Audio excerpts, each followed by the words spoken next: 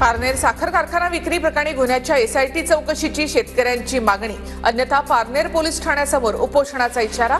गुन्ह्यातील घोटाळ्याची व्याप्ती 300 ते 400 कोटींपेक्षा सुद्धा अधिक असल्याची माहिती। पालघरमध्ये एकाच गाडीच्या 3 नंबर प्लेट आढळल्यामुळे खळबळ। कंटेनर चालक फरार, पोलिसांकडून चौकशी सुरू।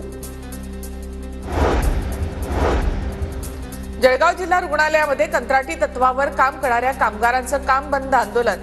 2 महिन्यांपासून पगार मिळाला नसल्यामुळे कामगार आक्रमक। काम बंद आंदोलनामुळे जिल्हा रुग्णालयामधील सेवा कोलमडली।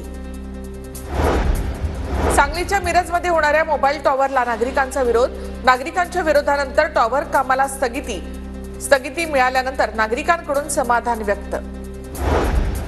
हेल्मेट फोल्ड करून आता बॅगमध्ये ठेवता येईल। नागपुरातील प्राध्यापकांनी मिळवले फोल्डिंग हेल्मेटचं पेटंट। लवकरच कंपनीशी करार करून फोल्ड होणारं हेल्मेट बाजारामध्ये येण्याची शक्यता।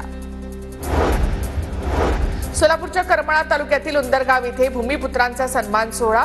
वेगवेगळ्या क्षेत्रामध्ये भरारी घेऊन नावलौकिक मिळवलेल्या भूमिपुत्रांचा ग्रामपंचायतीकडून सन्मान। नाशिकच्या इगतपुरीमधील जोग महाराज मठातून निवृत्तीनाथांच्या पालखीला सुरुवात। 25 तारखेला दिंडी त्र्यंबकेश्वरमधील निवृत्तीनाथांच्या यात्रोत्सवामध्ये सहभागी होणार। सांगलीच्या मिरजमध्ये 650व्या मीरासाहेब दर्गा उरुसासाठी महापालिका प्रशासन सज्ज। महापालिका अतिरिक्त आयुक्तांकडून दर्ग्याला भेट देत तयारीचा आढावा। 25 तारखेपासून उरूस सुरू।